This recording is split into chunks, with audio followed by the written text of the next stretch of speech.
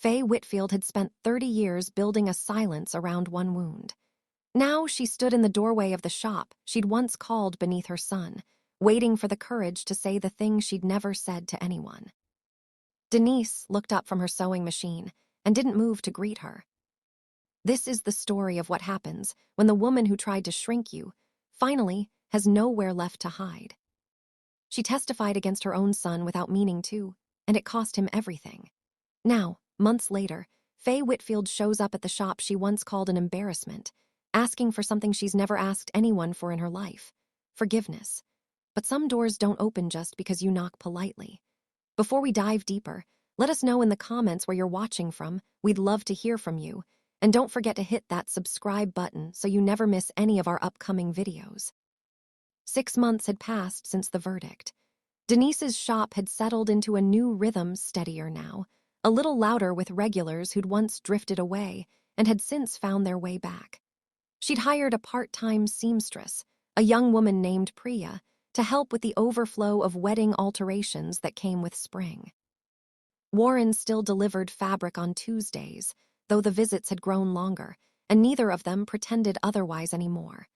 They hadn't rushed into anything. There was no engagement ring, no grand declaration. There was only the steady accumulation of ordinary Tuesdays turning into something neither of them wanted to interrupt by nomming it too soon. Some evenings he stayed past closing, helping her count the register or fixing the shop's stubborn back door, and they'd sit afterward on the 2 mismatched stools by the front window, talking about nothing important, a habit that had somehow become the most important part of both their weeks. Priya teased them about it once, asking why 2 grown adults were being shyer about their feelings than the teenagers who came in for prom alterations. Neither of them had a good answer. They'd simply both spent enough of their lives rushing toward things that turned out hollow, and neither wanted to make that mistake again by rushing toward something that actually mattered. Marcus, for his part, had all but disappeared from Denise's life. She heard about him the way people hear about old acquaintances, secondhand, at the grocery store, from someone who used to attend the same church. He'd left the firm where Renata worked. Word was he'd taken a smaller position at a firm 2 counties over, one with considerably less prestige and considerably fewer partners watching his every move. Denise didn't feel triumphant hearing it. She felt mostly like a woman reading a headline about a stranger. What she hadn't expected, 6 months out, was Faye. It was a Thursday afternoon, the kind with thin light and a slow trickle of customers, when the bell over the shop door rang and Faye Whitfield stepped inside. She looked smaller than Denise remembered, not physically, but in the way a person looks smaller when the armor they used to wear has been quietly set down somewhere else. She wore a plain coat, nothing like the sharp, judgment-laced outfits she used to arrive in for Sunday dinners. "I need a hem taken up," Faye said, holding out a garment bag. "For a funeral. Mrs. Adler's from the old block. You remember her, I think. She used to buy fabric from your supplier." Denise took the bag without a word and laid the dress across her table, running a practiced hand along the seam. "I remember her. She was kind to me when I first opened." "She was kind to everyone," Faye said. Then, after a pause that stretched a beat too long to be about hemlines, "I heard the shop's doing well." "It is." "Good." Faye's hands twisted the strap of her purse. "That's good." The silence that followed had weight to it, the kind that fills a room when 2 people both know there's a larger conversation waiting underneath the small one, and neither is ready to be the one who starts it. Faye glanced around the shop. At the new sign out front, she must have noticed on her way in, at Priya's sewing machine humming in the back, at the dress forms lined along the wall wearing half-finished gowns, as if she were seeing the place for the first time, rather than the 4th or 5th. Denise measured the hem in silence, pins between her lips, and said nothing else. She had learned, in the months since the hearing, that she no longer owed anyone the labor of filling silences that weren't hers to fill. Faye came back 3 days later to pick up the dress. She could have sent someone. She didn't. "I owe you an apology," she said, the moment the door closed behind her. "I've owed you one for longer than I'd like to admit." Denise set down the dress, folded neatly over her arm, and finally looked at her directly. "Why now?" Because I sat in that courtroom and told the truth by accident, and it broke something I'd spent 30 years protecting. Faye's voice cracked slightly, an unfamiliar sound coming from a woman who had built her whole presence around not cracking. I told myself I was protecting my son. I think I was really protecting the version of myself who never got to say any of this to the woman who deserved to hear it. Which woman was that? Me, Faye said quietly. Before Marcus's father, before the shop I lost, I was going to say I was protecting you from becoming her. But I wasn't protecting you at all, was I? I was punishing you for being brave enough to still believe in someone when I hadn't been brave enough to leave when I should have. Denise didn't answer right away. The shop hummed with the quiet mechanical sound of Priya's sewing machine in the back room, a small, ordinary noise holding the moment together. You didn't just judge me, Faye, Denise finally said. You handed my husband the words he used to throw me away. Every time you called this shop beneath him, every time you told him image mattered more than loyalty, he used every one of those sentences like a brick. I lived in a house built from your bricks for years before I understood that's what they were. She said it evenly, without raising her voice, the way a person speaks a truth they've turned over in their mind so many times it no longer costs them anything to say it out loud. Faye's eyes filled, and for the first time since Denise had known her, she didn't try to hide it. I know. Knowing isn't the same as undoing it. I'm not asking you to undo it, Faye said. I'm asking if there's any room, eventually, for something else to be built instead.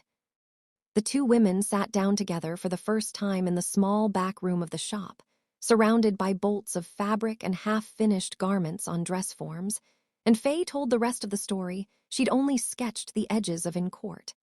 Priya had quietly stepped out to run an errand that didn't need running, leaving them alone, without either of them having to ask for the privacy directly. She had been 26 when she opened her own dress shop, not unlike Denise's, small, but hers, built stitch by stitch out of savings she'd scraped together working double shifts at a diner. She'd had regulars who trusted her with their wedding dresses. She'd had pride in something that belonged entirely to her. Then she'd met Marcus's father, a man with a construction business and a voice full of promises. A wife believes in her husband's plans, he'd told her. She'd sold her shop's remaining stock to cover a shortfall in his company's finances, certain it was temporary. It wasn't. The business collapsed within the year, taking her savings, her credit, and eventually her health along with it. He died not long after, leaving her with a son to raise, and a debt she spent a decade repaying quietly, alone, telling no one the details because the shame of it felt heavier than the debt itself. She described the years that followed in a flat, careful voice, the voice of someone who had rehearsed the facts so many times in her own head that saying them aloud finally, to another person, felt almost unfamiliar, like reciting a language she used to speak fluently and hadn't used in years. She'd taken in piecework sewing for other people's shops just to keep the lights on, the same work she'd once employed other women to do for her. She never told Marcus, growing up, how close they'd come to losing their apartment more than once. She wanted him to remember a mother who was steady, not a mother who was drowning. Somewhere in that decision, she realized now, she'd also decided that steadiness meant never admitting need, and had passed that lesson down to her son without ever meaning to. I told myself Marcus would never be tied down the way I was, Faye said.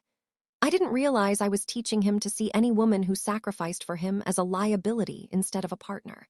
I saw you doing exactly what I did, pouring yourself into a man's rise, and instead of warning you the way I wished someone had warned me, I punished you for reminding me of it. You could have told me any of this at any point, Denise said. Instead, you let me think I was the problem. I know, Faye said again, and this time her voice broke fully. I am sorry, Denise, not the kind of sorry that expects to be forgiven quickly.